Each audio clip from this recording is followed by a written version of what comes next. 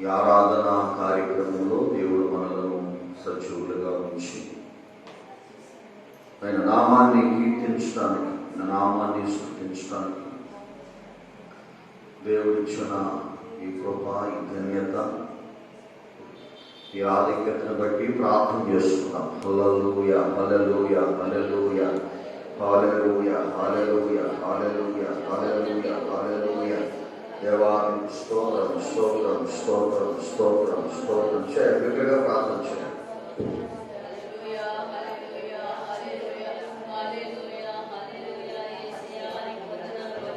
హల్లెలూయా, స్తోత్రం, స్తోత్రం. అందరూ చేసుకోవాలి, బిడ్డగా చేయాలి ప్రార్థన. ప్రైజ్ గాడ్, స్తోత్రం, స్తోత్రం. హల్లెలూయా, హల్లెలూయా, హల్లెలూయా, స్తోత్రం, స్తోత్రం.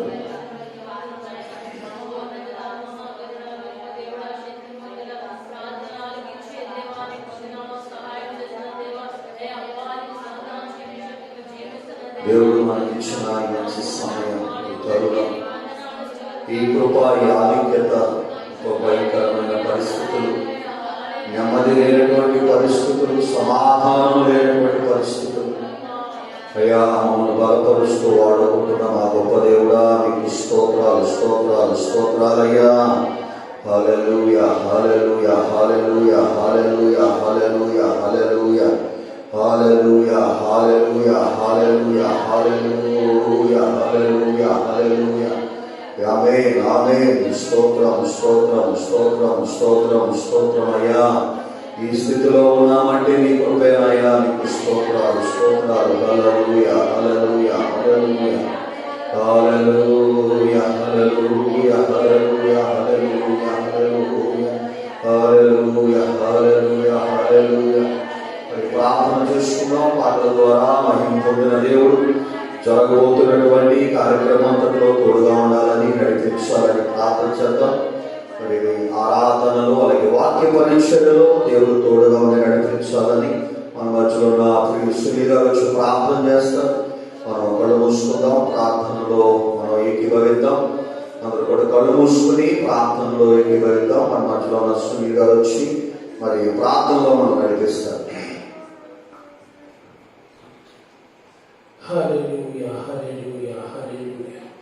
మహాపరిశుద్ధుడైన మా ప్రియ పరలోకపు తండ్రి, మీకే వందనాలు, స్తుతులు, స్తోత్రాలు చెల్లించుకుంటున్నాం ప్రభువా.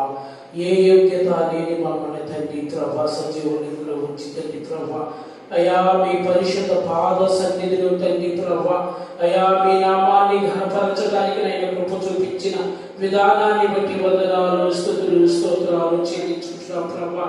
అయా తండ్రి ప్రభ దేశంలోను ప్రపంచంలోను తండ్రి ప్రభ అయా చాలా భయంకరమైనటువంటి పరిస్థితులు తండ్రి ప్రభ అయా మీ బిడ్డలను రక్షించుకుని తండ్రి ప్రభ అయా మీ బాహుబలము చాటును తండ్రి ప్రభ భద్రపరిచిన విధానాన్ని బట్టి వందనాలు, స్తుతులు, స్తోత్రాలు చెల్లించుకుంటున్నాం నాయనా.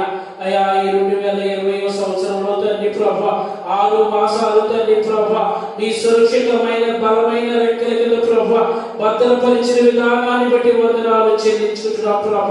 అయా 7వ మాసం తండ్రి ప్రభ మొదటి పునరుద్ధాన దినంలో తండ్రి ప్రభ మమ్మల్ని అందరినీ ప్రభ ప్రవేశపెట్టిన విధానాన్ని బట్టి వందనాలు చెల్లించుకుంటున్నాం ప్రభ. అయా దైవదాసులను తండ్రి ప్రభ అయా మీరు బలపరిచి తండ్రి ప్రభ వాక్య పరిచర్య చేయించుడుగా తండ్రి ప్రభ అయా తండ్రి ప్రభ పరిశుద్ధాత్మ శక్తి చేత తండ్రి ప్రభ అయా నింపి తండ్రి ప్రభ నూతనమైనటువంటి వాక్యపు వెలుగులో తండ్రి ప్రభ మమ్మల్ని అందరినీ బలపరచమని వేడుకుంటున్నాం ప్రభ. అయా తండ్రి ప్రభ మీకే వందనాలు చెల్లించుకుంటున్నాం ప్రభ. అయా ఈ కూడికలో తండ్రి ప్రభ పాలు పప్పులు పొందుతున్నటువంటి అయా ప్రతి బిడ్డలు తండ్రి ప్రభ అయా మీరు అభిషేకించి ఆశీర్వదించి నూతనమైనటువంటి పరిశుద్ధాత్మ శక్తిని అయా కమ్ముకోవడానికి అయా కృప చూపించమని వేడుకుంటున్నాం ఆయన. దయగలిగిన రాజా మీకే వందనాలు, వందనాలు, వందనాలు చెల్లించుకుంటున్నాం ఆయన. అయా భౌగోళిక పరిస్థితులను తండ్రి ప్రభ అయా మీరు అనుకూలపరచండి అయినా.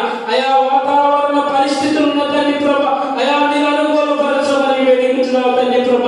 అయా సమస్తాన్ని తండ్రి ప్రభ మీ చేతులకు అప్పగిస్తున్నాం తండ్రి ప్రభ.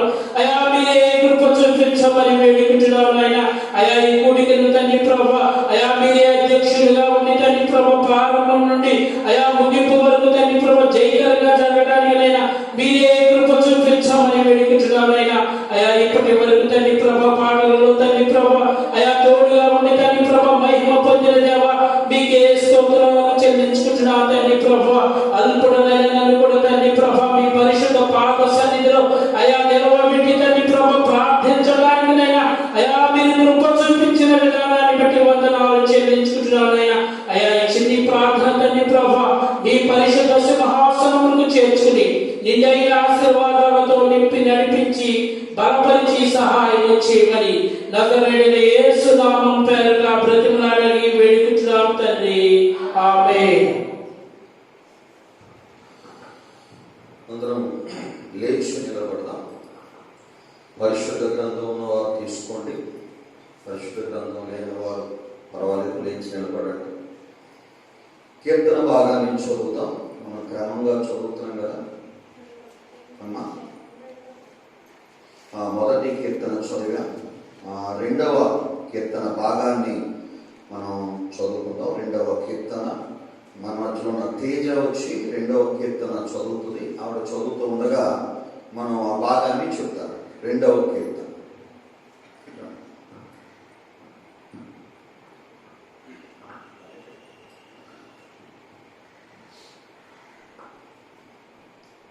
రెండవ కీర్తన. అన్యజనులు ఏలా అల్లరి రేపుచున్నారు, జనములు ఏలా వ్యర్థమైన దానిని తలంచుచున్నవి. మనము వారి కట్లు తెంపుదము రండి, వారి పాశములను మన యొద్ద నుండి పారవేయుదము రండి అని చెప్పుకొనుచు భూరాజులు యెహోవాకును ఆయన అభిషేక్తునికి విరోధముగా నిలవబడుచున్నారు. ఏలికలు ఏకీభవించి ఆలోచన చేయుచున్నారు.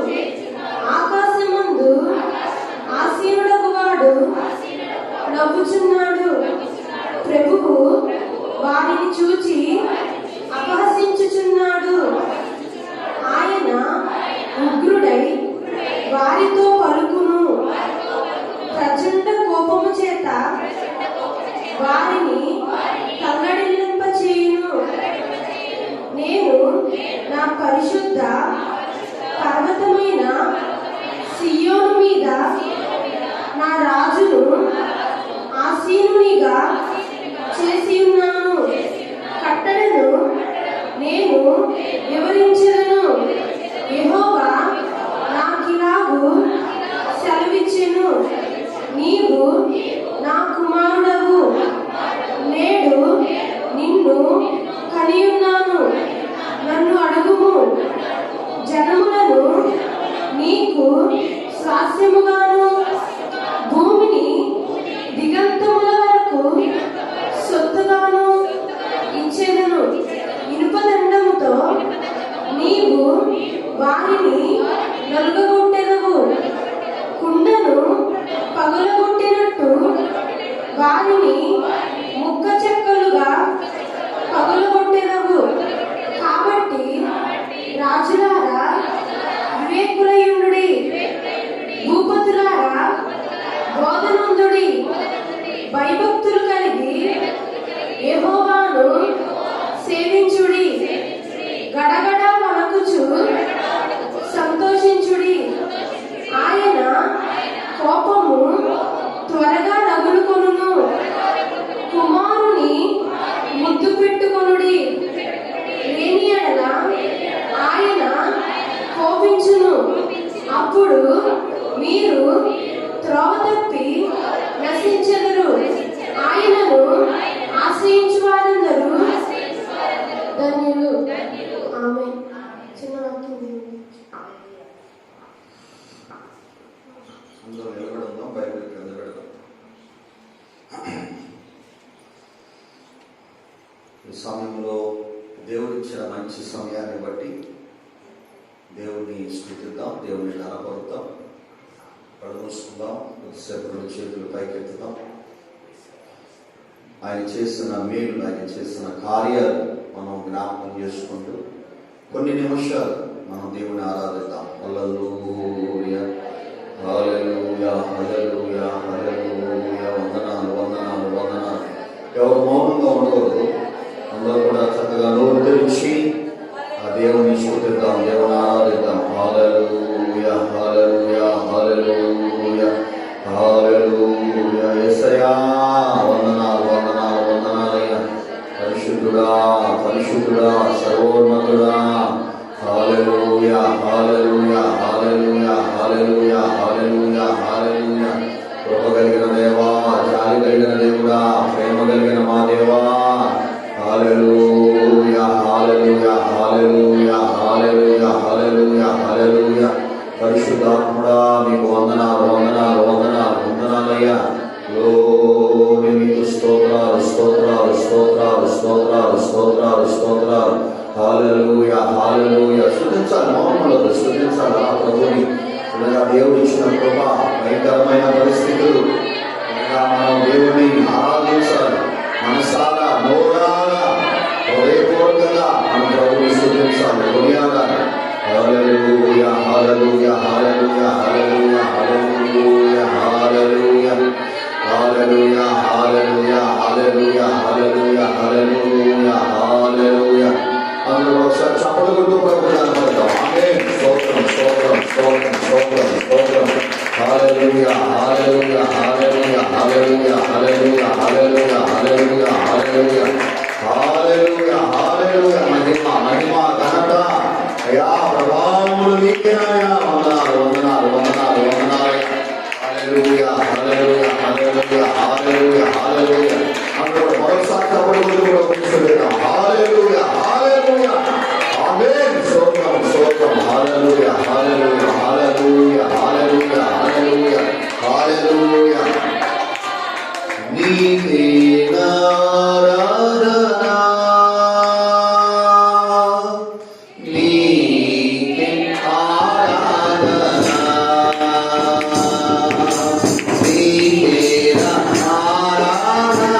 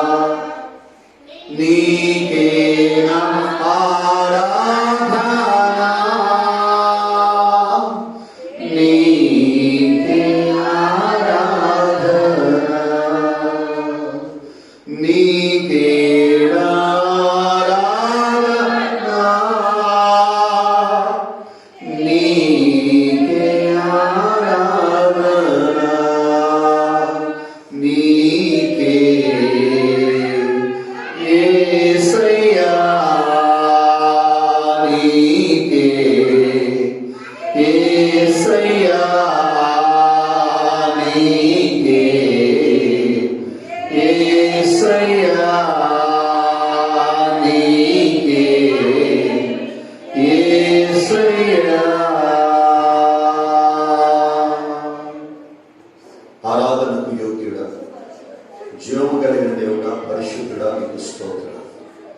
అయ్యా, నీ సన్నిధిలో నిన్ను స్తుతించి ఆరాధించి నిన్ను ఘనపరిచి కొడుకున్న భాగ్యాన్ని మీరు మాకు అనుగ్రహించినందుకు వందనాలు ప్రభా. నీ సన్నిధిలో మేము నిన్ను స్తుతిస్తూ ఉన్నాం. ఇంతవరకు కీర్తన ద్వారా, పాటల ద్వారా, ఆరాధన ద్వారా నీ నామాన్ని మేము ఘనపరిచి ఉన్నాయి. నీ దాసుని బలపరచు, మాతో మాట్లాడు. మాకు కావలసిన జీవాహారాన్ని, ఆత్మీయమైన ఆహారాన్ని మీరు మాకు అనుగ్రహించండి. నీ కృప తోడుగా ఉంచు, మేలు చేయమని, ఈ సన్నిధి నుంచి నడిపించమని. ఈ కార్యక్రమం అంతటిని మీ చేతులకు అప్పగిస్తున్నాను. మీరు ఆశీర్వాదకరంగా జరిగించండి.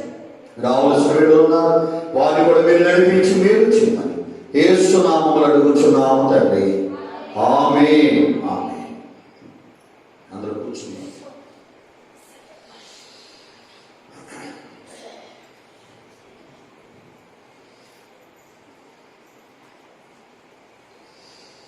దేవుని యొక్క మహాకృపను బట్టి ఈ దినం తిరిగి మరలా ఆయన సన్నిధిలో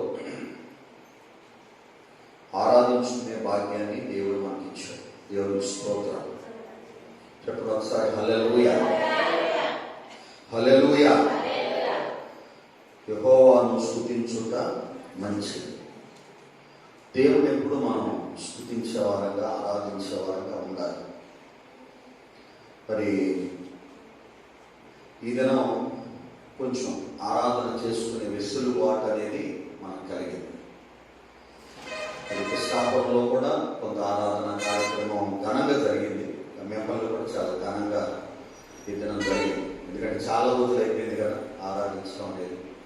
తర్వాత ఈ మైకులు వాటి కూడా చాలా రోజులు అయిపోతున్నాం, అవునా? మరి కొద్దిసేపు మనం దేవుని మాటలు విందాం. చూడండి, పరిశుద్ధ గ్రంథం నుండి 2వ రాజుల గ్రంథం, 5వ అధ్యాయాన్ని తీరుతాం. ఒక బైబిల్ ఉన్నవారు, చూడగలిగిన వారు ఈ దినం వాక్యాన్ని చూడాలి, జాగ్రత్తగా వినాలి. 2వ రాజుల గ్రంథం 5వ అధ్యాయం 9-10 వచనాలు చదువుతాం. నయమాను గుర్రములతో రథములతో వచ్చి ఎలీషా ఇంటి ద్వారము ముందర నిలిచి ఉండగా, ఎలీషా నీవు యోర్దాను నదికి పోయి 7 మార్లు స్నానము చేయుము, నీ ఒళ్ళు మరలా బాగై నీవు శుద్ధుడు వగుదువని ఆయనతో చెప్పుటకు ఒక దూతను పంపెను. 5వ అధ్యాయం 12వ వాక్యాన్ని కూడా చదువు. దమస్కు నదులైన పర్పారును ఇశ్రాయేలు దేశంలోని నదులన్నిటికంటే శ్రేష్టమైనవి కావా, వాటిలో స్నానం చేసి శుద్ధి నొందలేనా అని అనుకొని రౌద్రుడై తిరిగి వెళ్ళిపోయాను. హల్లెలూయా, హల్లెలూయా. నిద్ర వస్తుందా? ఏమా వినాలి. వాక్యం వినాలి అన్నది ఎవరి చిత్తం అంటే దేవుని చిత్తం. వాక్యం వినొద్దు, నిద్రపో అన్నది ఎవరి చిత్తం అంటే సైతాన్ చిత్తం. ఎవరి చిత్తం చేద్దాం? దేవుని చిత్తం చేద్దామని ఉన్నాడు, గట్టిగా స్తోత్రం చెప్పండి. సైతాన్ చిత్తం చేద్దాం ఉన్నాడు, స్తోత్రం చెప్పండి.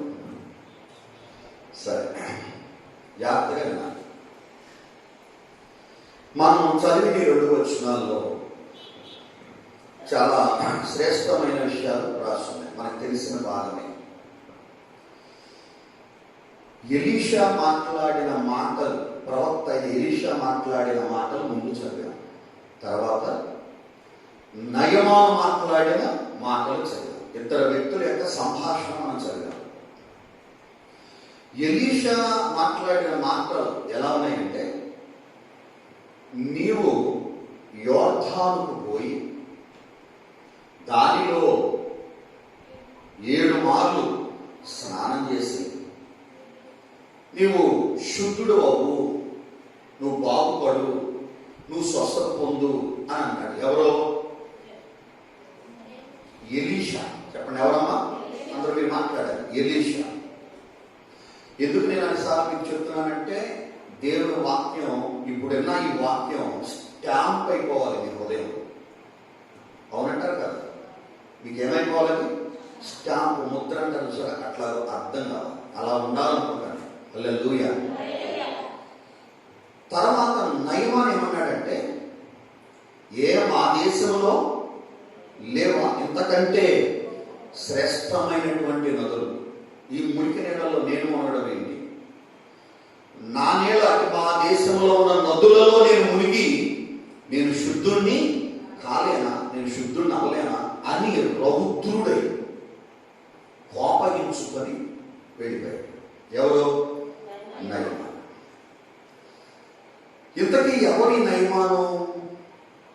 ఈ నయమాన్ ఎవరు అంటే, 5వ అధ్యాయంలో ఇతను సిరియా దేశానికి సైన్యాధ్యక్షుడు కనుక అతడు తన యజమానుల దృష్టికి ఘనుడై, మొదటి వచనంలో నేను చదువుతున్నాను, ఘనుడై దయ పొందిన వాడై అతడు మహా పరాక్రమశాలి అయి ఉండెను, కానీ అతడు కుష్ఠరోగి.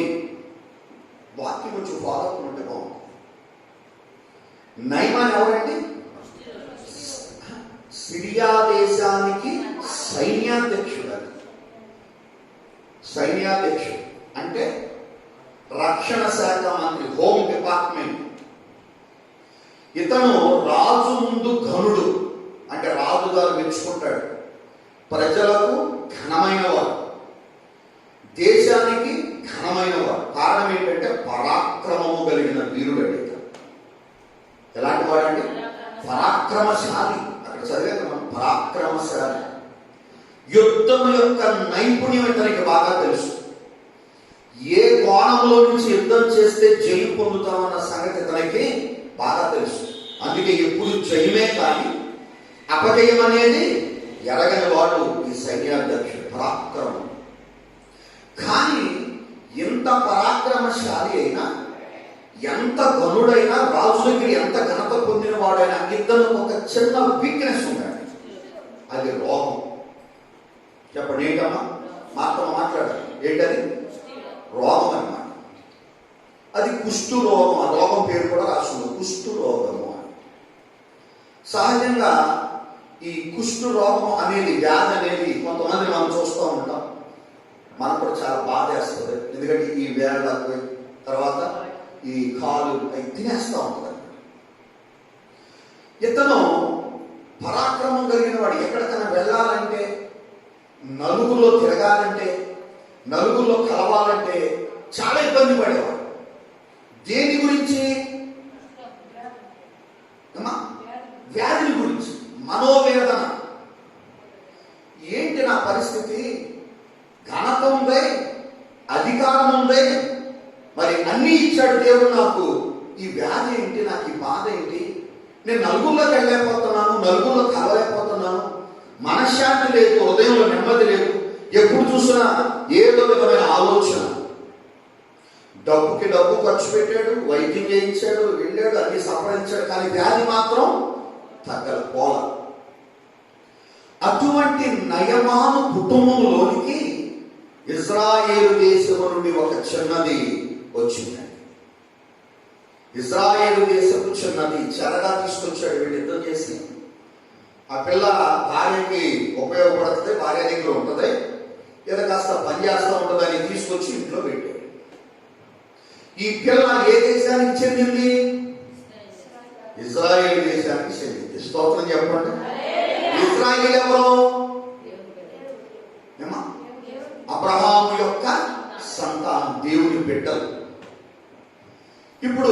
కరోనా వైరస్ 250 దేశాల్లో వచ్చేసింది. అమెరికాలో, బ్రిటన్లో, లండన్లో, రష్యాలో, చైనాలో, ఇండియాలో, బ్రెజిల్లో, ఇలా చాలా దేశాల్లో వచ్చింది. ఖండాలు దాటేసింది, సముద్రాలు దాటేసింది. ప్రయాణాలు ఫ్లైట్లో కూడా ఫ్రీ టికెట్ అనమాట. టికెట్ అవసరం లేదు, చక్కగా వచ్చి పడిపోయింది. మనమేమనుకున్నామంటే ఎక్కడో చైనాలోనంట ఎంతమంది చచ్చిపోయారు, మాకు ఇంట్లో అనుకున్నాం. అదేమనుకున్నాం, చూడు వస్తున్నానని వచ్చేసింది, బస్సులకి వచ్చేసింది, ఆటోలకి వచ్చేసింది. అవునా కదా? ఇప్పుడు ఎక్కడ దాకా వచ్చింది? అమ్మా ఇండియా అనుకున్నాం, ఇండియా నుంచి ఎక్కడికి వచ్చింది? రాష్ట్రాలు దాటేసింది, మన దాకా వచ్చేసింది. మన దాకా పట్టణాలు అనుకున్నాం, పట్టణాలు దాటి పల్లెలకు కూడా వచ్చేసింది. కానీ ఇదే వైరస్ ఇజ్రాయెల్ దేశంలో లేదండి. స్తోత్రం చేస్తాం. ఇజ్రాయెల్ దేశంలో ఏం లేదు, కరోనా వైరస్ లేదు. నేను అనుకున్నాను ఆ దేశం వెళ్ళిపోతే బాగుంటుంది అనుకున్నాను. శుభ్రంగా అక్కడ కరోనా అనేది ఏం లేదు. ఎందువల్ల? వాళ్ళు మనుషులు కదా, ఏమండి? వాళ్ళు రక్త మాంసాలు కదా, వాళ్ళు ఉప్పు కాలం తినరా? ఏంటి పరిస్థితి? ఎందుకు అవి లేదు? అలా ఇన్ని దేశాలకు వ్యాపించినప్పుడు, ఇన్ని దేశాలకు వచ్చినప్పుడు ఇజ్రాయేల్ దేశానికి ఎందుకని కరోనా వ్యాధి రాలేదు అని ఆలోచిస్తే వారికి ఎవరి వాగ్దానం ఉందంటే దేవుని వాగ్దానం. ఏంటి ఆ వాగ్దానం అంటే, ఐగుప్తులో ఉన్న ఏ రోగమును గాని ఏ వ్యాధిని గాని నేను నీకు రానియను అన్నాడు. గట్టిగా స్తోత్రం చెప్పండి. హల్లెలూయా. ఏ వ్యాధి గాని, ఏ రోగము గాని, ఏ తెగులు గాని నేను నీకు రానియను అన్నాడు. ఈ తెగులు అందుకే అక్కడికి వెళ్ళలేదు అనుకుంటున్నాను. ఎవరి వాగ్దానం, ఎవరి మాట? మరి దేవుడు మన మీద వచ్చినట్టు జాగ్రత్తగా ఉన్నారు. ఇతను ఒకసారి ఇక్కడికి వద్దామండి. ఈ చిన్నది ఏం చేసిందంటే, ఇంట్లో పని చేస్తుంటే బాధపడుతున్నటువంటి ఆ నయమాను భార్యను చూసింది. ఏంటమ్మా అని అడిగితే చెప్పింది, ఏం చెప్పనే, నీకు నా భర్తకి గౌరవం ఉంది, స్టేటస్ ఉంది, ఉద్యోగం ఉంది, పరాక్రమం కలిగిన వాడే, కానీ ఏముంది, నమ్మ నిద్రపో రాజేశ్వరం కదా, లేకపోతే నిలబడు నిద్రపో. మీరు ఎవరు ఇంటినారు నిద్రపోతాను, నేను దొరుకుతున్నాను కదా, దాన్ని అక్కడ ఆనుకుంటే నిద్రపోతుంది. ఏమ్మా దయచేసి క్షమించాలి, ఏమనుకోవద్దు. వాక్యం చాలా విలువైంది. మీకు నేను వాక్యం చెప్పాలంటే చాలా సిద్ధపడాలి, ప్రార్థన చేయాలి. అవునంటారు కదా? నేను వాక్యం చదవడం ఇంపార్టెంట్ కాదు, నేను చదివిన వాక్యాన్ని మీకు ఎలాగా అర్థమయ్యేటట్టు చెప్పాలని అది జ్ఞానం నాకు ఉండాలి. ఆ జ్ఞానం దేవుడు నాకు ఇవ్వాలి. చాలా మంది చెప్తారు వాక్యాలు, ఎవరి అర్థం కాదు, కానీ అర్థమయ్యేటట్టు చెప్పాలి. Praise Lord. ఇప్పుడు భార్య బాధపడుతుంది. చిన్నది అడిగింది ఏంటని, అప్పుడు ఆ చిన్నది ఏమందంటే, ఆ వచనాన్ని చదువుతాం. షోమ్రోనులో ఉన్న ప్రవక్త దగ్గర నా ఏలిన వాడు ఉండవాలని నేనెంతో కోరుచున్నాను. అతడు నా ఏలిన వానికి కలిగిన కలిగిన కుష్టు రోగమును బాగు చేయునని తన యజమానురాలితో ఆయనను. గట్టిగా స్తోత్రం చెప్పడం. ఏమని చెప్పింది భార్యతో? షోమ్రోను అనే పట్టణం ఉంది, అక్కడ ఎవరున్నారు? ప్రవక్త ఉన్నాడు. ఆ ప్రవక్త దగ్గర కనుక నీ భర్త వెళ్ళాడంటే నీ భర్తకి ఏమొస్తుంది? స్వస్థత వస్తుంది, వ్యాధి పోతుంది. తీసుకెళ్ళి అక్కడ ఉండాలని నేను కోరుకుంటున్నాను, నీ భర్త అక్కడ ఉండాలని కోరుకుంటున్నాను. ఏదో అరణ్యంలో ఒయాసిస్ లాగా ఉంది ఆవిడ మాట. అవునంటారు కదా, అరణ్యంలో నీళ్లు లేని వాడికి ఎక్కడో దూరంలో నీళ్లు ఉంటే అమ్మో అక్కడ నీళ్లు ఉన్నాయి అనుకుంటా అన్నట్టు అనిపిస్తుంది. వెంటనే భర్తకు చెప్పింది, అయ్యా నువ్వు అక్కడికి వెళ్ళాలని. సహజంగా బాగా కష్టం ఉన్నవాడు ఏమనుకుంటాడంటే, ఏమలే అందరూ చెప్పింది చేస్తూ ఉంటారు. ఇక్కడికి వెళ్తే బాగుపడతా ఉంటే, అక్కడికి వెళ్తే బాగుపడతా ఉంటే, ఇది చెప్తే బాగుపడతా ఉంటే, ఈయన గారు ఆటోమేటిక్గా అన్ని చేశాడు. ఇక వెళ్ళంది ఎక్కడికయ్యా అంటే, ఎక్కడికి చెప్పాలి. ఇప్పుడు అన్నీ అయిపోతాయి. ఆయన సంగతి లేదు, మన సంగతి చూద్దాం. సహజంగా అందరూ అన్ని చోట్ల అయిపోతారు, అన్నీ అయిపోతాయి. లాస్ట్లో ఎవరో వెళ్ళి, నా పుట్రోళ్ళు ఎవరో వెళ్ళిపోలేరు, పాస్టర్ గారు, విమలం గారు లాంటి వాళ్ళు వెళ్ళి, ప్రార్థన చేసుకుంటే తగ్గిపోతుంది అంటే మేము కూడా మాట్లాడాలి, ప్రార్థన పోతాం అంటారు. అంటే అన్ని అయిపోయినాక లాస్ట్ ఛాన్స్ ఎవరిదే? అది దేవుని స్తోత్రం చెప్పండి. హల్లెలూయా. ఈయన గారు కూడా అన్ని అయిపోయింది, అందరి దగ్గరికి వెళ్ళిపోయాడు. ఎందుకంటే డబ్బు ఉంది కాబట్టి, అధికారం ఉంది కాబట్టి అందరి దగ్గరికి వెళ్ళిపోయాడు. అన్ని అయిపోయిన తర్వాత ఈ పిల్ల చెప్పిన మాట విని రథాలు వేసుకుని బయలుదేరి ఆ ఎలీషా ఉన్న ప్రవక్త దగ్గరికి వెళ్ళి ఆగాడు. సైనికులు, రథాలు, హంగామా, చాలా సెక్యూరిటీ చాలా ఉంది. అదంతా చూసినటువంటి ఆ ఒక దాసుడు వెళ్ళి ఎలీషాతో చెప్తాడు, అయ్యా సిరియా దేశపు సైన్యాధ్యక్షుడు వచ్చాడు, ఇంకా రథంలోనే కూర్చున్నాడు, కిందకి దిగల. ఈయనేమనుకుంటున్నాడు, ఆయన వస్తాడు నా దగ్గరికి, నన్ను ఎందుకంటే మరి ఒక అధికారి కదా, ఒక దేశాన్ని నుంచి వచ్చిన అధికారి, అందులో ఆర్థిక శాఖ మంత్రి, గౌరవిస్తాడు, సన్మానం చేస్తాడు, తీసుకెళ్తాడు. ఏదో తూపు అని మంత్రం నాకు తెలియదు కదా, ఏదో మంత్రం పెడతాడు, ఏదో చెయ్యేస్తాడు, ఏదో వాడు చేస్తాడు అని ఎట్లా కూర్చున్నాడు రథం. స్తోత్రం చెప్పాడు. ఈ పనోడు వెళ్ళి, దాసుడు వెళ్ళి ఎలీషా గారితో చెప్పాడు. ఎలీషా గారు ఏమన్నాడు తెలుసా? రాలా. ఎలీషా గారు అక్కడే ఉంది అన్న మాట ఏంటంటే, నువ్వు యోర్దాను పో, 7 సార్లు స్నానం చేయి, నీకున్నటువంటి రోగం పోతుంది, నువ్వు శుద్ధుడు అవుతావు, నువ్వు బాగుపడిపోతావు అని 7 సార్లు స్నానం చేసి వెళ్ళి మునుగా. ఆ మాటకే నయమానికి కోపం వచ్చి అన్న మాటకు మనం చదివేందా, మా దేశంలో లేవా ఏంటి శ్రేష్టమైన నదులు? ఏ నదులు లేక నేను ఎంత దూరం వచ్చింది, నేను మొగలేక ఇంత దూరం వచ్చింది. నదులు ఎన్నో ఉన్నాయి. ఈ నది అంటే మురికి నీళ్ళు, యోర్దాను నీళ్లు. మా దేశంలో అయితే కొబ్బరి నీళ్లు లాగా ఉంటాయి. దానిలో నేను శుద్ధి పొందలేనా? దానిలో నేను స్నానం చేయలేనా? నాకు చేత కదా, నాకు తెలియదా, ఆయన చెప్పాలా నాకు అని ఏమయ్యాడంటే రౌద్రుడై. మీరు చదివారు, చాలా ఆశ్చర్యపడ్డ ఆ మాట. మనకి రౌద్రుడై కోపగించుకొని తిరిగి వెళ్ళిపోయాను. దేవునికి స్తోత్రం చెప్పండి. హల్లెలూయా. ఇతని కోపానికి అంతా బెదిరిపోయింది. సైనికులు ఏం చెప్తారు, ఎవరు మాట్లాడలేదు, ఎవరు ఊరుకున్నారు, ఎందుకంటే అధికారి కదా, ఏమంటే ఏమంటాడు. ఎలీషా లోపలే ఉన్నాడు, రా. ఇప్పుడు ఈ రోగం పోగొట్టుకోవాలా వద్దా? వచ్చింది ఎందుకు? పోగొట్టుకోవడానికి ఎలీషా ప్రవక్త ఎలీషాని కనుక కొంచెం లోపలికి తీసుకెళ్ళాడు అనుకోండి, ఒక పూలదండ వేసి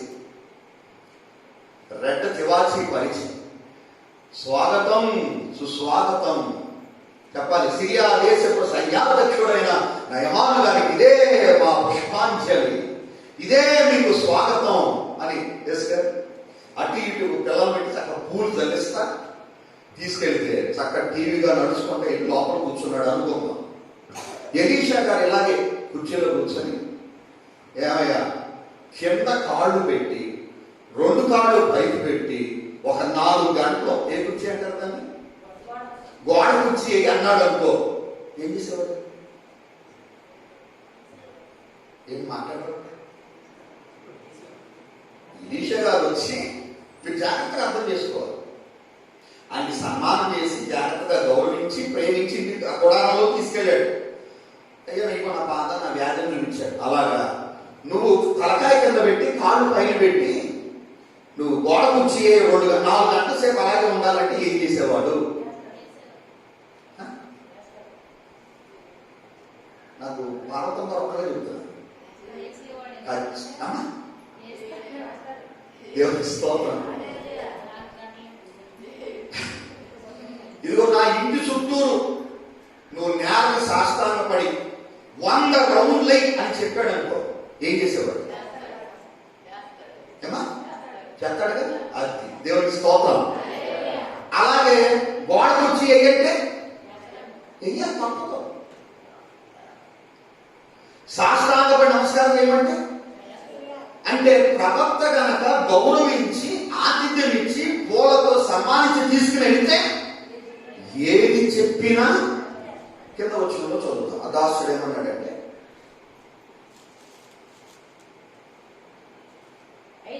అయితే ఎన్నో వచ్చింది చెప్పండి, 13వ వచ్చింది.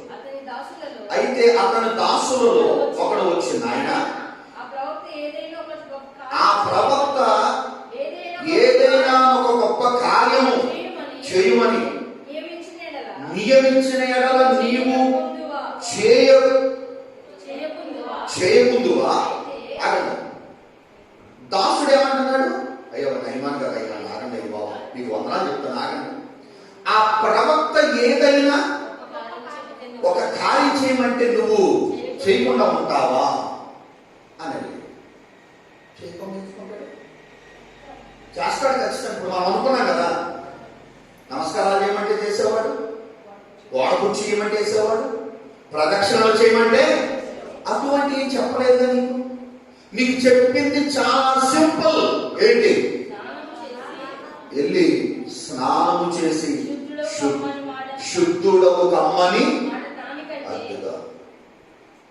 స్నానం చేసి శుద్ధుడవు కమ్ము అన్న మాట తేలిక ఉందా? గోడ కుర్చీ అయ్యి ప్రదక్షిణాలు చెయ్యి అన్నది తేలిగ్గా ఉందా? మీరు చెప్పాలి.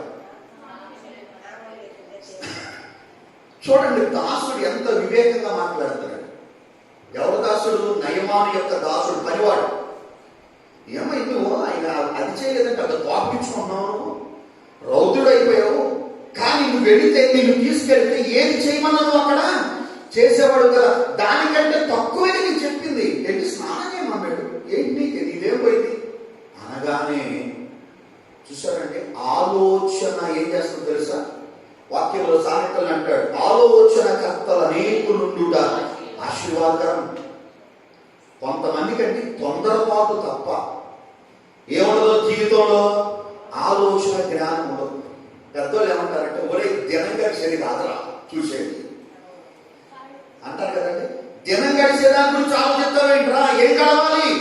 తరాన్ని గురించి ఆలోచించాలరా, అది గొప్పవాడి ఆలోచన. Praise the Lord. ఏంటి రాజా చూడండి ఆలోచన ఎలా చెప్తున్నాడు, ఎంత సమయోచితముగా. వాక్యంలో సులభం అంటాడు, సమయోచితముగా పలకబడిన మాట వెండి పళ్ళెములో పెట్టిన బుద్ధిముతో సమానం. ఇద్దరు గొడవ పడుతుంటే, ఇద్దరు తగాద పడుతుంటారంటే వాళ్ళ మధ్యలోకి వెళ్ళేవాడు ఎలా మాట్లాడాలో తెలుసా? సమయోచితంగా, జ్ఞానముగా. అంటే కోపాన్ని, తగాదాన్ని ఏం చేసే మాటగా ఉండాలి? అది చల్లార్చేదిగా ఉండాలి. అది జ్ఞానవంతుల లక్షణం, వివేకవంతుల లక్షణం. చాలా వివేకంగా, చాలా జ్ఞానంగా ఈ వివేకాన్ని గురించి అంటే అబీగయీలుకు సర్టిఫికెట్ ఇచ్చాడు దావీదు. నువ్వు చూపించిన బుద్ధి విషయమై, నువ్వు చూపించిన జ్ఞానము విషయమై నేను దేవుణ్ణి స్తుతిస్తున్నాడంట అబీగయీలు గురించి. ఎప్పుడంత అలా చెప్తాను వాక్యం. వెంటనే ఇతను క్రోధం ఏమైంది, కోపం ఏమైంది, దిగిపోయింది. నెత్తి మీద ఉన్న కోపం దెబ్బ అరికాల్లోకి వచ్చేసింది. అవును కదా, నేనేం తొందరపడ్డాను, నిజమే కదా, ఏదైనా చెప్తే చేసేవాడుగా, ఏమన్నా 2 ఎకరాలు రాసిపట్టి ఇచ్చేవాడుగా అనుకున్నా. నిజం మాట్లాడుకున్నా, ఇచ్చేవాడే కదా. దేని గురించి? రోగం గురించి. ఆయన చెప్పింది సింపుల్, నువ్వు వెళ్ళు దానిలో స్నానం చేయమన్నాడు. ఆ కోపం పోయి మళ్ళీ బయలుదేరాడు. ఎక్కడికే? మళ్ళీ యోర్దానుకు బయలుదేరాడు. కింద వచ్చినాడు చదువుతాం. అతడు పోయి దైవజనుడు చెప్పినట్లు యోర్దాను నదిలో 7 మార్లు మునగగా అతని దేహము పసిపిల్లల దేహము వలె అయ్యనో. చాలండి, శుద్ధుడాయనో. వెళ్ళాడు. వెళ్ళి చెప్పగానే వెళ్ళి ఆ చెప్పిన మాట విని, తన దాసుడు చెప్పిన మాట విని తగ్గించుకొని ఆ రథం దిగి ఎక్కడికి దిగాడు? ఇప్పుడు యోర్దానులోనికి దిగి 7 సార్లు స్నానం, 7 సార్లు మునిగాడు అనమాట. మునిగి లేచాడు. ఒకసారి 2, ఒకసారి 3, ఒకసారి మునిగి లేచాడు. 7వ లేచేసరికి అతని దేహం పసిపిల్లల దేహం లాగా. అందరి గట్టిగా స్తోత్రం చెప్తాము. గట్టిగా హల్లెలూయా, హల్లెలూయా. ఏం పొందాడంటే అతను? శుద్ధి. ఏం పొందాడంటే? శుద్ధుడైపోయాడు. అంటే అంతకుముందు అపవిత్రుడు, ఇప్పుడు ఏమైపోయాడు? పరిశుద్ధుడైపోయాడు, శుద్ధుడైపోయాడు. మనం ఏమవ్వాలి ఇప్పుడు చెప్పాలి. ఇప్పుడు మనం ఏమవ్వాలి? పరిశుద్ధులు, శుద్ధులుగా మార్చబడాలి. ఇప్పుడు మనం కూడా యోర్దానులోకి వెళ్ళి మునిగితే అవుతామా? వాక్యంలో ఒక మాట చదువుతాం. సామెతల గ్రంథం 30వ అధ్యాయం 12వ వాక్యాన్ని చదువుతాం. సామెతల గ్రంథం 30వ అధ్యాయం 12వ వచనం. త్వరగా. తన దృష్టికి తాను శుద్ధులై తమ మాలిన్యము నుండి కడగబడని తరము కలదు. తమ దృష్టికి తాము శుద్ధులు అంటే ఏమనుకుంటారంటే, ఎవరికాడే నేను మంచోడిని, నేను శుద్ధుణ్ణి, నేను పవిత్రుణ్ణి, నేను పరిశుద్ధుణ్ణి, నాలో ఏ దోషం లేదు, నాలో ఏ కష్టం లేదు, నాలో ఏ తప్పు లేదు, దేవుని పట్ల నేను బాగానే ఉన్నాను అని అనుకుంటారంట. ఇంకా కిందే ఉందమ్మా ఈ వచ్చంలోనే సామెతల గ్రంథం తమ దృష్టికి తాము శుద్ధులమని తమ మాలిన్యం నుండి అక్కడ జాగ్రత్త ఉన్నాయి. కడుగబడని అంతే కదా, కడుగబడిన కడుగబడని అది అంటే తమ దృష్టికి తాము శుద్ధులమని. రెండోది తమ మాలిన్యము కడగబడని తరము అది అంటే వాళ్ళకి కడుక్కోవడం తెలీదు, శుద్ధులవడం తెలీదు, పవిత్రులవడం తెలీదు. నయమాలాగా ఏమంటారంటే, మాకు లేవా శ్రేష్టమైన నదులు, మమ్మల్ని శుద్ధి చేసేవారు లేరనుకుంటున్నారా, మమ్మల్ని మేము పవిత్రపరచుకోవడం మాకు తెలియదు అనుకుంటున్నారా అని అనుకుంటారంటే అటువంటి తరము కాదు. ఇంక కింద వచ్చినప్పుడు కన్నులు నెత్తికి వచ్చిన తరం. ఒక నాయన ఈ తరాలు ఏంటో చూడండి. స్తోత్రం చెప్పండి ఒకసారి గట్టిగా హల్లెలూయా. ఒకటేమో కన్నులకు నెత్తికి వచ్చిన తరం.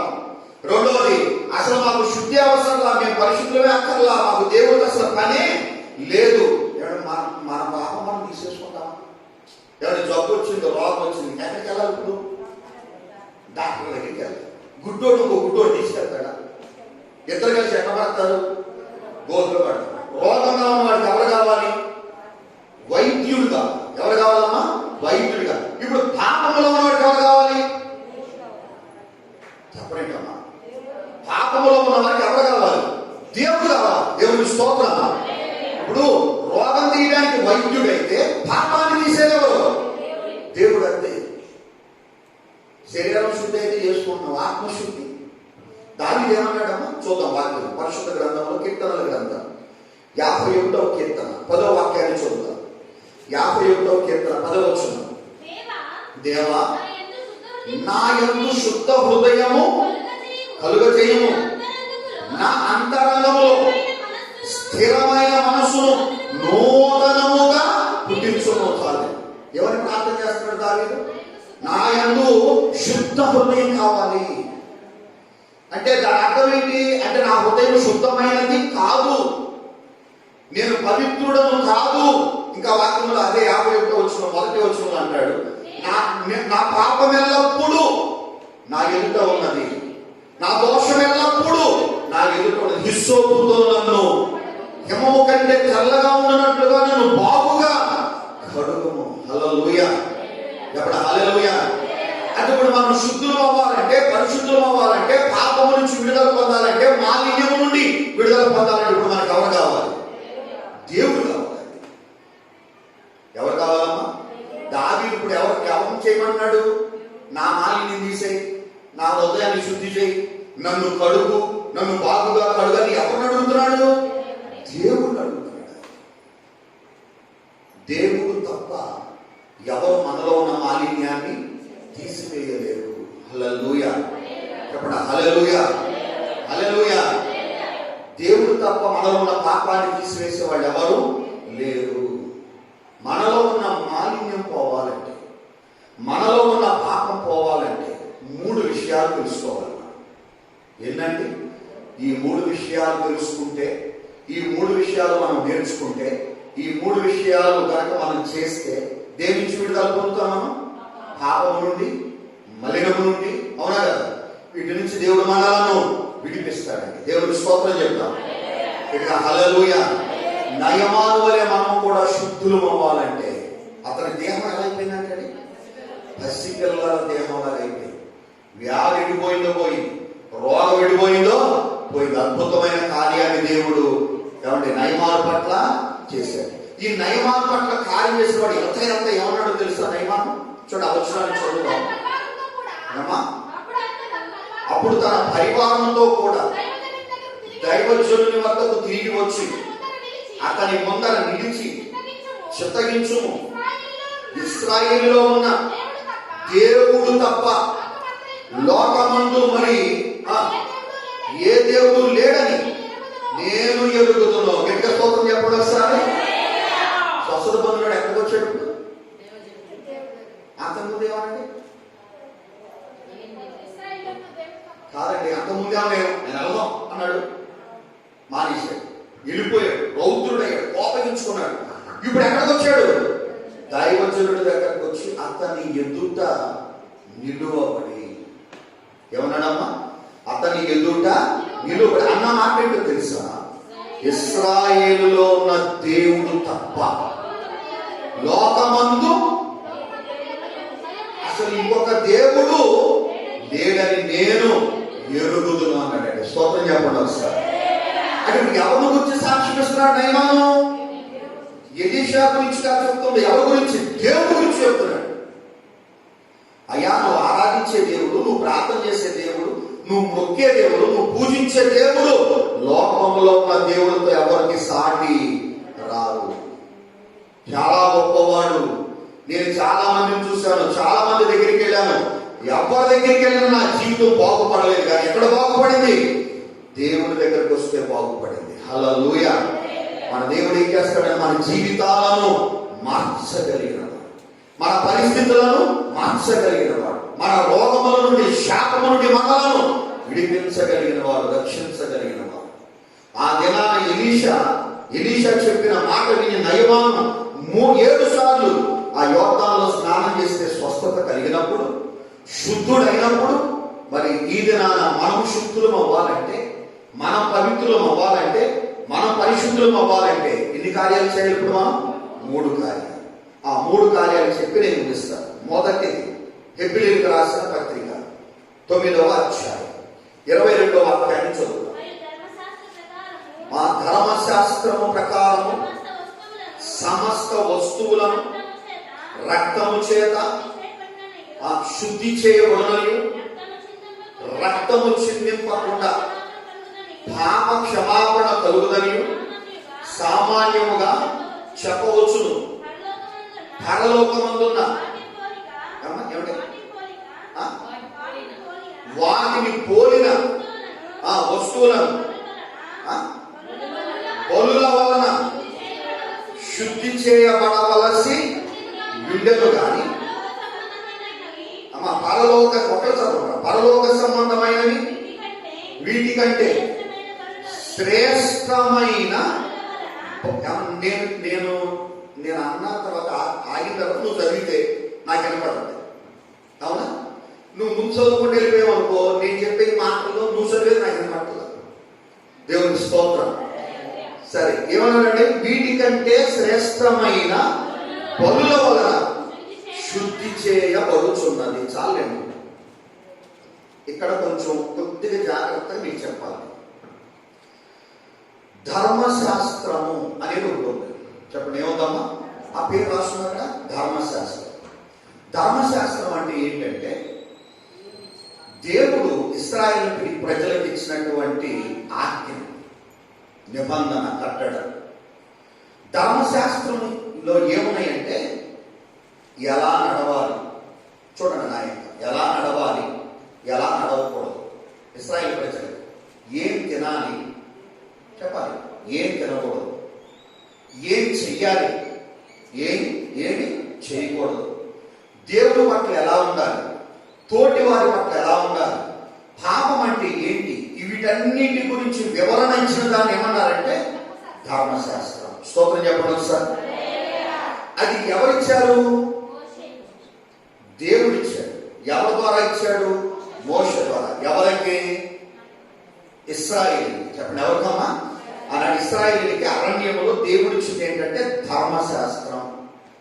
అప్పుడు దాకా పాపం అంటే ఏంటో తెలియదు, ఆజ్ఞ అంటే ఏంటో తెలియదు, కట్టడం అంటే ఏంటో తెలియదు, నియమం అంటే ఏంటో తెలియదు. ధర్మశాస్త్రం వాటిని నేర్పించాడు. ఇప్పుడు అంటే అటువంటి ధర్మశాస్త్రంలో ఒకటి రాయబడి ఉంది. ఏమని ఉందంటే, ధర్మశాస్త్రం ప్రకారం మీరు చదివారు కదా, రక్తము చిందించకుండా. విన్నారండి? ధర్మశాస్త్రం ప్రకారం రక్తము చిందించకుండా ఏమి లేదంటండి, పాపక్షమాపణ లేదు. ఇప్పుడు పాపం పోవాలంటే ఏం చిందించాలి? రక్తం చిందిస్తే. Praise Lord. ఇప్పుడు ఈ ధర్మశాస్త్రం ప్రకారం ఇశ్రాయేలీయులు ఎవరైనా పాపం చేశారు, తప్పు చేశారు అనుకోండి, వాళ్ళు ఏం చేసేవాళ్ళు? గొర్రెను కానీ, మరి చూడండి, ఆయన చూడండి, గొర్రెను కానీ, మేకను కానీ, గువ్వను కానీ, పావురాన్ని కానీ తీసుకొచ్చేవారు. దేని ప్రకారం? ధర్మశాస్త్రం ప్రకారం. చెప్పడం దేని ప్రకారం? తీసుకొచ్చేవారు. తీసుకొచ్చి దాన్ని వధించేవారు. వధిస్తే ఏ కారేది? రక్తం కాదు. దాన్ని గిన్నెలో పెట్టేవారు. మీకు బాగా అర్థం కాదు. గిన్నెలో పెట్టేవారు. ఆ గిన్నెలో పట్టినటువంటి ఆ వధించబడినటువంటి ఆ పక్షి రక్తమే కానీ, ఆ జంతువు రక్తమే కానీ, ఆ మృగం యొక్క రక్తమే కానీ తీసుకొచ్చి ఎవరికి ఇచ్చేవాడు? ఇప్పుడు యాజకుడి దగ్గరికి తీసుకొచ్చేవాడు. ఎవరి దగ్గరికి అంటే యాజకుడు. ఈ యాజకుడు ఏం చేసేవాడు? ఇప్పుడు ఆ రక్తంలో తన చేయి ముంచి, మీకు అర్థమవుతుందా? చేయి ముంచితే చేతికి ఏమవుతుంది? ఆ రక్తం అయిపోతుంది. ఆ రక్తాన్ని తీసుకొని ఈ ఎవరైతే ఆ రక్తాన్ని వదిలికి తీసుకొచ్చారో ఆయన మీద ఇట్లా చల్లేవాడు. అక్కడ ఉన్న వస్తువుల మీద చల్లేవాడు, పాత్రల మీద చల్లేవాడు. అంటే ఇలా చల్లడం వలన, ఆ రక్తం ఇలా ప్రోక్షించడం వలన ఏం కలిగినప్పుడు? పాపక్షమాపణ. అంతే. స్తోత్రం చెప్పండి. ఏం కలిగింది? అందరూ చెప్పాలి. పాపక్షమాపణ. ఆ రోజుకే. వింటున్నారండి? అప్పుడు వరకు, ఆ రోజు వరకు చేసిన పాపాల వరకే, తాత్కాలికమైనది. దేవునికి స్తోత్రం. ఎడికి చెప్పండి హల్లెలూయా. తాత్కాలికమైనది. దానివల్ల గొర్రెలు బలైపోతాయి, పశువులు బలైపోతాయి, చెప్పాలి మేకలు బలైపోతాయి. ఇప్పుడు ఆ ధర్మశాస్త్రాన్ని చేస్తున్నారు ఇప్పుడు మన జనాంగం. బలవట్లేదా? ఎన్ని తెగిపోతున్నాయి. అవునంటారా కదా? ఇప్పుడు ఈ దానికంటే కూడా, అంటే ఎడ్ల రక్తము కంటే, కోడెల రక్తము కంటే, పొట్టేళ్ల రక్తము కంటే కూడా మరీ శ్రేష్టమైన రక్తము ద్వారా మనం ఏం చేయబడుతున్నామండి? శుద్ధి చేయబడుతున్నాం. మరీ శ్రేష్టమైన రక్తం అంటే ఎవరది? యేసు ప్రభు లోకంలో బాప్తిసం తీసుకోవడానికి వస్తుంటే, బాప్తిసం ఇచ్చే యోహాను ఆయన చూసి ఏమన్నాడో తెలుసా? ఇదిగో లోక పాపములను మోసుకొని పోతున్న దేవుని గొర్రె పిల్ల. స్తోత్రం చెప్పడం సార్. అంటే ఇప్పుడు యేసు ప్రభుని దేనితో పోల్చాడు యోహాను భక్తుడు? దేవుని గొర్రె పిల్ల. ఆ గొర్రె పిల్ల ఎందుకు వస్తుంది?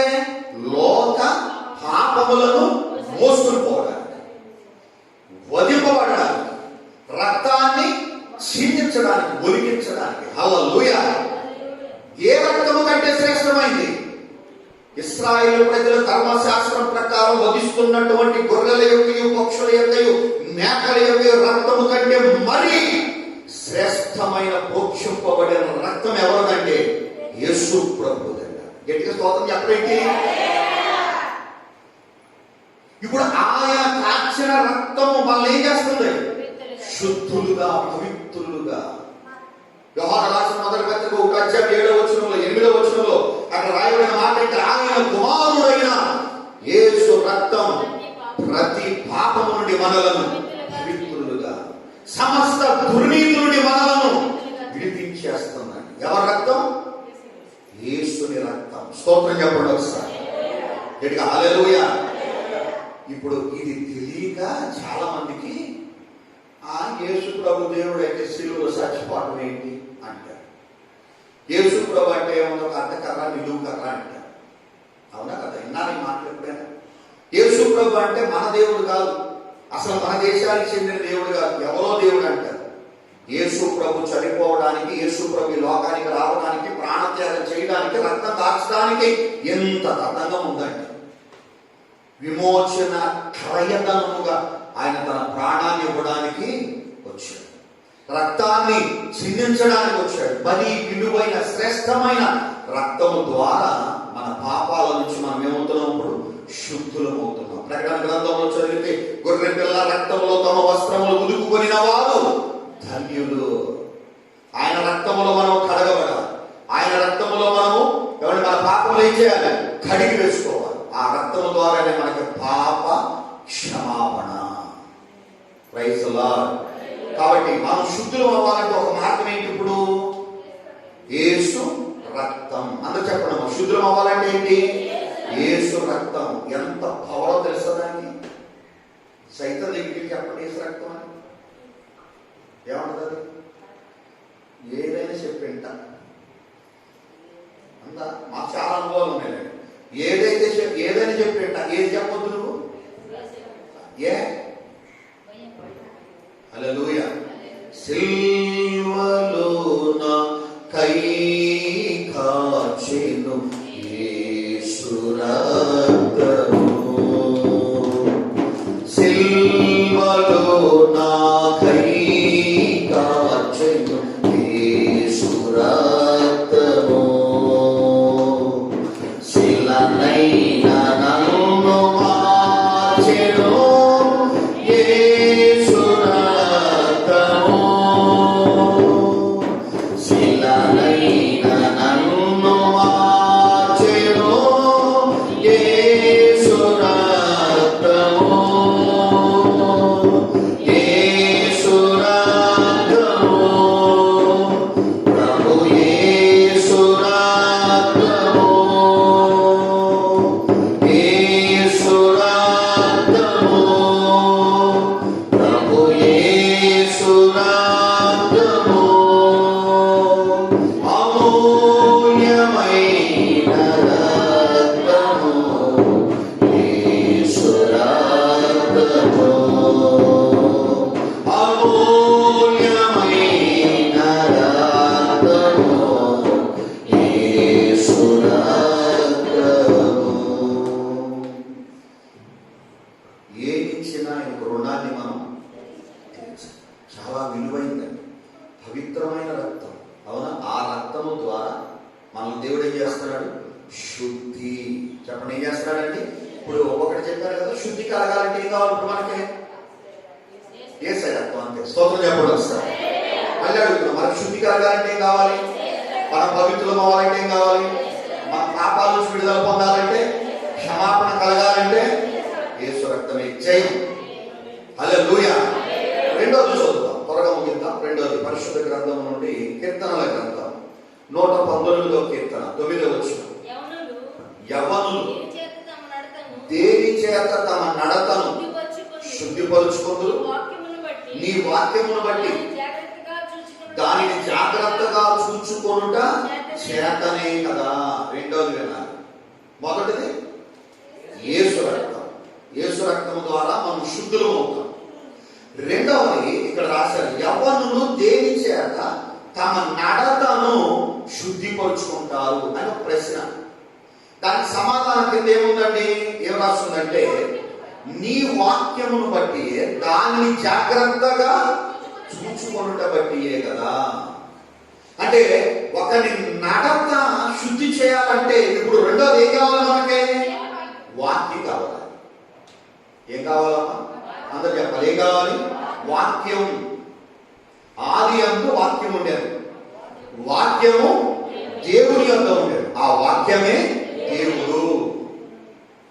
వాక్యము లేకపోతే, వాక్యము వినకపోతే చెప్పాలండి, మనం ఏం చేయబడలేనప్పుడు శుద్ధి రాదు మనకి. అంటే యవ్వనస్తుల యొక్క నడవడిక మారాలంటే, తలంపులు మారాలంటే, ఆలోచన మారాలంటే మార్చేది ఏదంటే దేవుని యొక్క వాక్యం. వాక్యం వినాలంటే ప్రకటన ప్రకటన గ్రంథంలో చదువుతాం, ఈ ప్రవచన వాక్యములు చదువువాడు, వినువాడు, కైకొనువాడు ధన్యుడు. అందుకే నేను అన్నాను చూసారా, వాక్యం దేవుడైతే ఆ వాక్యాన్ని సైతం విన్నవాడు, వాక్యాన్ని చదవనివాడు, వాక్యాన్ని విన్నవాడు. అసలు వాక్యం గుర్తుండదు మనకి. ఉంటుందా? అన్ని గుర్తుంటాయి. నువ్వెవరికైనా డబ్బులు ఇవ్వు, డేట్తో సహా చెప్తావు కాదా? నేను ఎవరన్నా కొడితే ప్లేసుతో సహా చెప్తావు. మరి వాక్యం అంటే వాక్యం గుర్తుండడం లేదంటే ఏమైపోతుంది?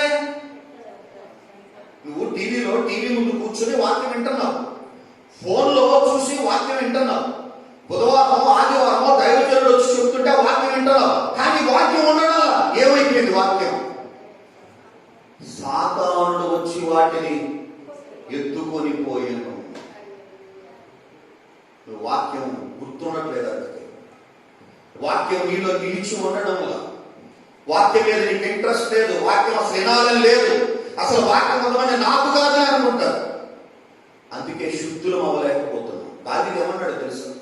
నీ వాక్యమే నా పాదములకు దీపం, నా త్రోవకు వెలుగు. స్తోత్రం చెప్పడం వస్తారు. నీ వాక్యమే నాకు పాదాలలో నెమ్మది, అదే నాకు నెమ్మది కలగజేస్తుంది. ఇవాళ మనం శుద్ధులుగా చేయబడాలంటే కీర్తనకారుడైన దావీదు అంటాడు, దాని యందు ఆనందించుచు దివారాత్రులు దానిని ధ్యానించువాడు. ఇన్ని మాటలు ఉన్నాయి తెలుసా? యేసు ప్రభు సైతానుతో చెప్పిన మాట ఏంటో తెలుసా? ఏ సాతానా, మానవుడు రొట్టె వలనే కాదు కానీ చెప్పాలి, దేవుని మాట ఉండవచ్చు, ప్రతి మాట వలన జీవించు. గుర్తు చేశాడా లేదా? ఎవరితో చెప్పాడా మాట? సైతానుతో చెప్పాడే. సైతానా, ఓ సోదరుడా, అంటే ప్రభుని ఏమన్నంటే, నువ్వు ఆకలితో ఉన్నావు కదా, ఎందుకు బాధపడతావు, ఈ రాళ్లను రొట్టెలుగా చేసుకుని ఆకలి తీర్చుకో అని ప్రభు అన్నాడు. మనుషుడు రొట్టె వల్లనే కాదు, దేవుని నోట నుండి వచ్చే ప్రతి మాట వలన జీవిస్తాడు. స్తోత్రం చెప్పండి ఒకసారి. హల్లెలూయా. కాబట్టి మనల్ని శుద్ధి చేసేది ఏంటప్పుడు? దేవుని వాక్యం. వాక్యం చాలా అవసరం మనకి. తెలుసండి, వాక్యం లేనిదే, వాక్యం చదవందే, నువ్వు ప్రసంగం వినందే, దైవజనుడు చెప్తున్న మాటలు నువ్వు వినందే, నువ్వు అసలు ఆత్మీయ జీవితంలో ఎదగలేదు. ఆత్మీయ జీవితంలో ఎదగాలంటే ప్రాముఖ్యమైన మనకి ఏముండాలంటే అదే మనకు ఆహారం అదేనండి. ఇప్పుడు ఒక మనిషి ఎదగాలంటే ఏం కావాలి? మన పాపకి ఏం పెట్టాం? ఆహారం. ఎందుకు? అదే సిగ్లాకి పెడతా ఉండొచ్చుగా, అయ్యే పాలిస్తా ఉండొచ్చుగా. ఎందుకు పెట్టాము? ఎదుగుదల కోసం. బలమైన ఆహారం కావాలి. చిన్నప్పుడు తల్లి పాలు తాగి పెరుగుతారు కొంతకాలం, తర్వాత ఏదో కొంచెం సిగ్లాకి లాంటివి పెడతారు. 6 నెలలు వచ్చినాయంటే ఏం కావాలి మనకి? బాబుకు కానీ పాపకు కానీ ఆహారం, బలమైన ఆహారం కావాలి. మరి ఆ బలమైన ఆహారం ఎందుకు ఇస్తున్నాం మనం అంటే, అతని శరీర అవయవాలు బలంగా ఉండాలి, ఎదగాలి, పెరగాలి. అవునా కదా? బలవంతుడిగా ఉండాలి, జ్ఞానవంతుడిగా ఉండాలి అంటానికి ఆ శరీర సంబంధమైన ఆహారం ఎంత అవసరమో, ఒక క్రైస్తవుడు ఆత్మీయంగా ఎదగాలంటే, బలంగా ఉండాలంటే చెప్పాలంటే ఏముండాలి? దేవుని వాక్యం చాలా అవసరం. Praise the Lord. చెప్పాలి హల్లెలూయా, హల్లెలూయా. వాక్యం లేదే నీ ఆత్మీయ జీవితాన్ని సరిగా పట్టుకోవాలి. శోభం వచ్చిందనుకో, బాధ వచ్చిందనుకో, కష్టం వచ్చిందనుకో, అనారోగ్యం వచ్చిందనుకో, డబ్బులు పట్టుకో. దేవుడు ఈ దేవుడు అంటారు. దేవుడు నాకేం చేశాడంట, దేవుడు నన్ను ఏం చేశాడంట, దేవుడు నాకేం ఇచ్చాడంట. కారణం ఏంటి? ఆ మాటలు రావడానికి కారణం ఏంటి? మనలో ఏం లేదు? వాక్యం లేదు, విశ్వాసం లేదు. అదే వాక్యం ఏంటంటే మనలోకి ఏమొస్తుందో తెలుసండి, విశ్వాసం పెరుగుతుంది.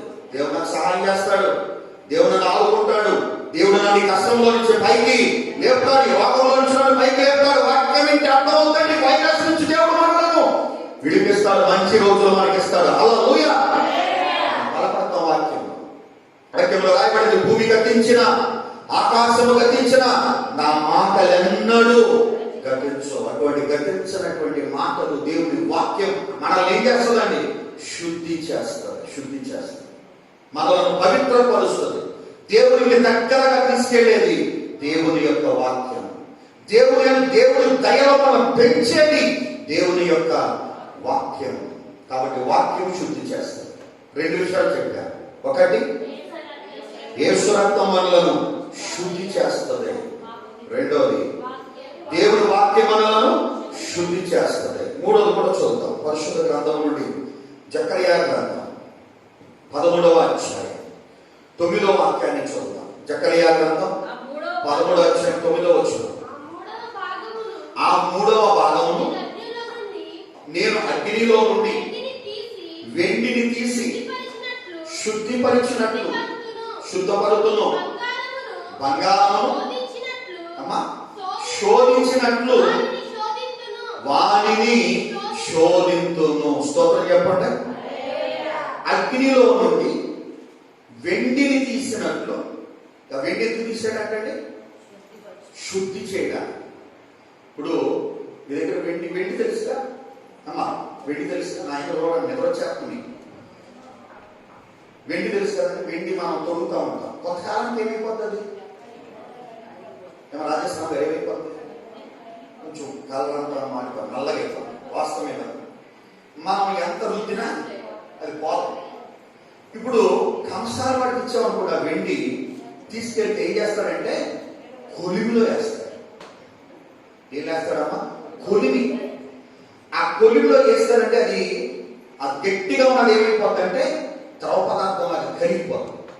అది కరిగినప్పుడు పైనంతా మడ్డంతా వస్తుంది, నల్లగా. దాన్ని ఏం చేస్తాడు కంసాల వాడు? ఒక చిన్న గరిటె లాంటిదంతా తీసి పక్కన పడేస్తాడు, వేస్ట్. తర్వాత ఆర్పేస్తాడు, ఒక శుద్ధలాగా అయిపోతుంది. ఆ శుద్ధ కనుక దానిలోంచి బయట తీసి కింద పడేసాడు అనుకోండి, టేబుల్ మీద పెట్టాడు అనుకోండి, మనం ఇచ్చినటువంటి ఆ వెండి అది కరిగిన తర్వాత, దానిలో మస్ట్ అంతా పోయిన తర్వాత అది టేబుల్ మీద పెడితే ఆ వెండి ముద్ద ఎలా ఉంటుందో తెలుసా? తెలుస్తుంది. స్తోత్రం చెప్పడం సార్ గట్టిగా హల్లెలూయా. అంటే కొలిమిలో వేసేది ఎందుకు? ఇప్పుడు కరగబెట్టేది ఎందుకు? శుద్ధి చేయడానికి. స్తోత్రం చెప్పండి. కొలిమిలో వేసేది, కరగబెట్టేది ఎందుకంటే శుద్ధి చేయాలా. శుద్ధి చేయబడటానికే నేను వెండిని కొలిమిలో వేశాను. కొలిమిలో వేసిన తర్వాత అది కరిగింది. కరిగిన తర్వాత దానిలో ఉన్న మొష్టంతా చూడండి. మనకు అన్ని బాగుంది, దేవుడు గుర్తుండదు. తెలుసా మీకు? అసలు అన్నీ బాగున్నాడు, అసలు దేవుడితో పని లేదు. అందుకే ఈ బాధపడేవాడు మనకి. తెలుసా? ఇప్పుడు అన్ని బాగున్నాయి, పరిస్థితులు అన్ని బాగున్నాయి, టెక్నాలజీ అభివృద్ధి అయిపోయాం. ఎవరు పక్కన పెట్టేశారు? దేవుని పక్కన పెట్టేశారు. దేవుడితో పని లేదు, దేవుడితో అసలు మనకి ఏం పని లేదు, దేవుడి దగ్గరికి వెళ్ళాల్సిన పని లేదు, ప్రార్థన చేయాల్సిన పని లేదు, మందిరంతో పని లేదు. అన్ని దేవుడు పక్కన పెట్టేసరికి ఇవాళ అందరూ వచ్చి అవతలుచుకుంటున్నారంటే సినిమా హీరోలు కాకుండా ఈ కరోనా వైరస్ ఎలా పోతుందంటే శ్రీలు గారు దేవుడే. స్తోత్రం చెప్పండి ఒకసారి. మంత్రులు ఎమ్మెల్యేలు కనపడతాయి, ఆ దేవుడే చేయాలి, ఆ దేవుడే కాపాడాలి. సినిమాలో హీరోలుగా డిష్ను డిష్ను డిష్ను అని కట్టేస్తారు 10 మంది.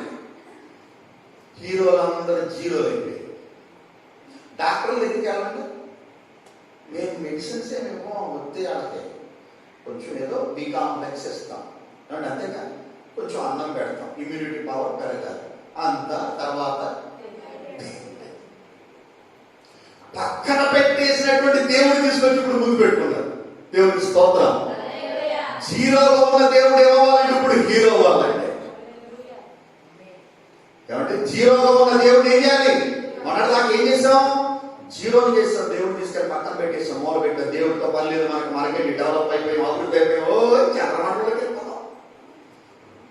అవి మారిపోతుంది, ఈ మారిపోతుంది, పరిస్థితులు మారిపోతున్నాయి, టెక్నాలజీ మారిపోయింది, ప్రపంచం అంతా మన చేతుల్లోకి వచ్చేసింది. ఎన్నెన్నో సాధించాం అని అనుకుంటా అంటే దేవుడు నవ్వుతున్నాడు. ఏమిరా మీరు సాధించింది? ఏంటి మీరు చేసింది? మీ వల్ల ఎవరి దేవునికి మించిన జ్ఞానం ఉన్నదా? దేవుని మించి మనం ఎక్కడికైనా వెళ్ళగలమా? ఆయన అంటాడండి, నాకు ఆలోచన చెప్పగలిగిన వాడు ఎవడు? నాకు బోధించగలిగిన వాడు ఎవడు? కాబట్టి దేవుడికి బోధిస్తామమ్మా, దేవుడికి ఆలోచన చెప్పగలరు. దేవుడా ఇదే ఎట్ట చేసేవేంటి, ఎట్ట చేయకపోయేవాడి దేవుడికి ఏమన్నా మన సలహా ఇవ్వగలమా? మనం ఎవరమండి? ఆయన కుమ్మరైతే ఆయన కుమ్మర చేతిలో ఉన్న మట్టి మట్టి కుమ్మరోని అడగదు, అడగని అడగదు. మనము కూడా దేవుని చేతిలో అలా ఎలా చేస్తే, ఎలా ఉండమంటే చెప్పాలి, అలా ఉండడమే. Praise the Lord. అలా ఉండకుండా మానవుడు ఏం చేస్తున్నాడంటే ఇష్టానుసారంగా దేవుడికి వ్యతిరేకమైన పనులు, వ్యతిరేకమైన కార్యాలు చేయడం, దేవుడిని జీరో చేసేయడం, దేవుడు మాకు అక్కర్లేదు అనుకోవడం వల్ల ఇటువంటి భయంకరమైన విపత్తులు, పరిస్థితులు వస్తున్నాయి. ఇటువంటి పరిస్థితులు వస్తే అప్పుడు ఎవరు గుర్తొస్తున్నారు? కొలిమిలో వేస్తే, దేనిలో కొలిమిలో వేస్తే, కొలిమిలో కాలితే అప్పుడు ఎవరు గుర్తొస్తారంటండి? అప్పుడు దేవుడా, హల్లెలూయా. ఇంకా కొలిమిలో ఏదైనా మనకి గుండె సరిగారినట్టే ఉందా మనకి? ఇప్పుడు కొలిమిలో పట్టకుండా ఏం లేదు, ఏదో జస్ట్ ఎలా ఉంది, చలిమంటలాగా ఉంది. చలిగాసుకుంటే చూడ మనం ఏం చేస్తాం, చలిమంట కట్టినప్పుడు ఇలా చేతుల దగ్గర పెడతాం, కొంచెం సుట్టానంటే అబ్బో అని వెనక్కి వచ్చేస్తాం. ప్రమాదం జరుగుతుందా? జరగదు. అవును కదండి. కొలిమిలో లేదా దేవుడు ఇప్పుడు మనల్ని చలిమంట వేసాడన్నమాట. ఇప్పుడైనా నన్ను తెలుసుకుంటారు, గుర్తెరుగుతారు. Praise the Lord. వెండినంటండి కొలిమిలో అగ్నిలో వేస్తే అది ఎలా శుద్ధ అవుతుందో, ఆ అగ్నికి సాదృశ్యమైన వాడు ఎవరో తెలుసా? పరిశుద్ధాత్ముడు. స్తోత్రం చెప్పండి ఒకసారి. అపోస్తుల కార్యాల గ్రంథం 2వ అధ్యాయం, అపోస్తుల కార్యాల గ్రంథం 2వ అధ్యాయం 2వ వచనం త్వరగా చదువుతారు.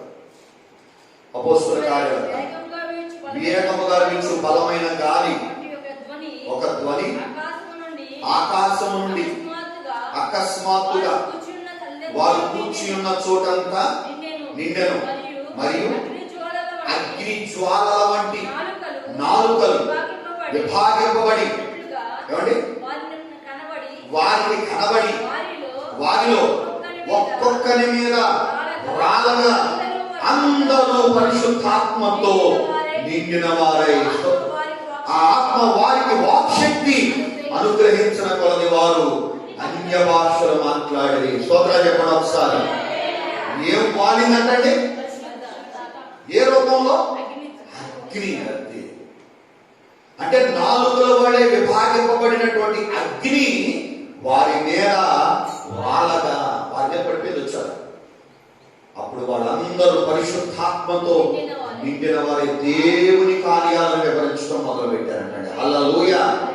వెండిని అగ్ని శుద్ధి చేయడానికి ఎలాగా ఉపయోగిస్తున్నాడో అంశాలు, అలాగే పరిశుద్ధాత్మ అగ్ని ద్వారా దేవుడు మనం ఏం చేస్తాడు? శుద్ధి చేస్తాడు, పవిత్రపరుస్తాడు. పరిశుద్ధాత్ముడు మనలోకి వస్తే పాపాన్ని గురించి, నీతిని గురించి ఏం చేస్తాడు? ఆయన ఒప్పిస్తాడు.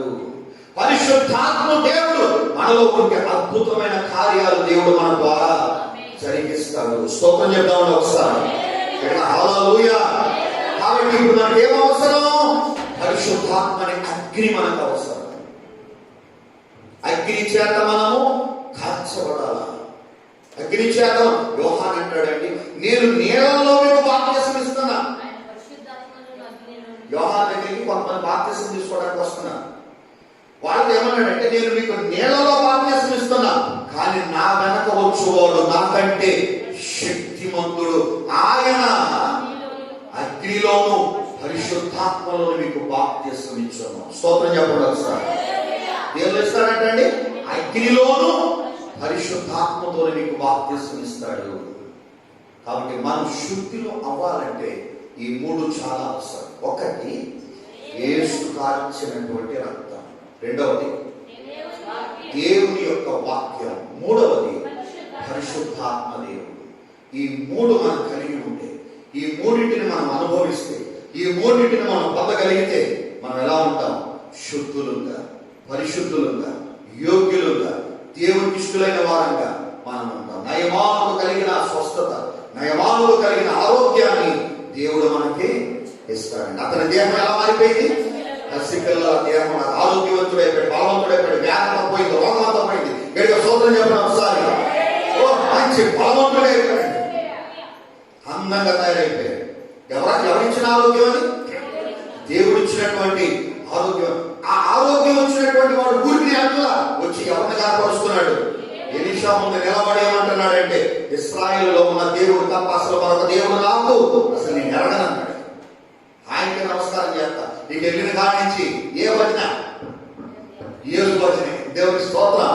ఏ భజన చేయాలి మనం? యేసు భజన. అన్ని నామముల కంటే పరిణామం యేసు నామం. అటువంటి బలవంతుడు, అటువంటి శక్తివంతుడు, అటువంటి యోగ్యుడు, పరిశుద్ధుడైన వాడు మనలను పరిశుద్ధపరచడానికి సిద్ధంగా ఉన్నాడు, మనలను రక్షించడానికి సిద్ధంగా ఉన్నాడు, మనలను విమోచించడానికి సిద్ధంగా ఉన్నటువంటి దేవుడికి దూరం అంటే ఎలాగండి? మనం దేవుడిని ఆహ్వానిస్తున్నాడు, దేవుడు పిలుస్తున్నాడు. ప్రయాసపడి భారం వస్తున్న సమస్త జనులారా నా వద్దకు రండి. చోళమూడి గ్రామాన్ని దేవుడు పిలుస్తున్నాడు, నా దగ్గరకు రండి, నేను మీకు విశ్రాంతి ఇస్తా, నేను మిమ్మల్ని బాగు చేస్తా, నేను మిమ్మల్ని శుద్ధి చేస్తా, మీకున్న రోగాన్ని నేను తీసేస్తా, మీకున్న తెగుల నుండి, వ్యాధి నుండి నేను మిమ్మల్ని విడిపిస్తానని దేవుడు పిలుస్తున్నాడండి. దేవుడు పిలుస్తున్నాడు. దేవుడి పిలుపుకి ఏమవ్వాలంటే లోపడదాం. దేవుడి మాటకు లోపడదాం. ఇతను లోపడకుండా గర్విష్ఠుడే. ఎవరిని మనం చదివే కదా, క్రోధంతో ఏమైపోయాడు? దూరం అయిపోయాడు. తగ్గించుకొని, తను తాను తగ్గించుకొని మాట విని ఎలీషా ప్రవక్త చెప్పినట్టు వెళ్ళి యోర్దానులో స్నానం చేయగానే స్వస్థత ఎలా వచ్చిందో మనం తగ్గించుకుంటాం. అన్ని పక్కన పడేద్దాం. మనకున్న ఘనతో, మనకున్న ఆధిక్యత, మనకున్న కులము, మనకున్న డబ్బు, మనకున్న అధికారం ఇవేమి మనల్ని వాడాలి రక్షించుకోండి. పరలోకానికి తీసుకుని వెళ్ళాం. పరలోకానికి కాదండి, కనీసం ఈ వైరస్ నుంచి కూడా మనల్ని రక్షించమన్నమాట. కాబట్టి దేవుడి మీద ఆధారపడదాం, ప్రార్థన చేద్దాం. అద్భుతమైన కార్యాలు దేవుడు మన పక్షాన చేస్తాడు. దేవుడు కొద్ది మాటలను దీవించును కాక. ఆమేన్.